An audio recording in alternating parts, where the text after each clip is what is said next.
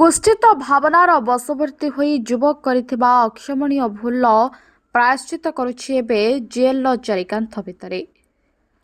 କ୍ଷଣିକ ଉତ୍ତେଜନା ପାଇଁ ମାଟି ହୋଇଗଲା ଭବିଷ୍ୟତ।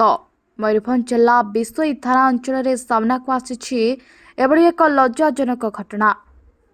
ସୂଚନା ମୁତାବକ ବିଶୋଇ ଅଞ୍ଚଳର ଜୈନିକା 15 ବର୍ଷର ନାବାଳିକା ନିଜ ଘରୁ ମଙ୍ଗଳବାର ସକାଳ ସମୟରେ ବାହାରକୁ ଶୌଚ ହେବା ପାଇଁ ଯାଇଥିବା ବେଳେ ଏକୁଟିଆ ଥିବାର ସୁଯୋଗ ନେଇ ବିଶୋଇ ଥାନା ଅନ୍ତର୍ଗତ କାଦୁଆଣୀ ଗ୍ରାମର 24 ବର୍ଷୀୟ କିଶୁନ ହେମ୍ବ୍ରମ ପିତା କୁଆଁର ହେମ୍ବ୍ରମ ନାବାଳିକା ଝିଅକୁ ବଳାତ୍କାର କରିବାକୁ ଉଦ୍ୟମ କରିବା ସହିତ ଘଟଣା ପ୍ରଘଟ ହେବା ଭୟରେ ପୀଡ଼ିତା ନାବାଳିକାର ବେକରେ ଚିପି ମାରିଦେବାକୁ ଉଦ୍ୟମ କରିଥିଲା।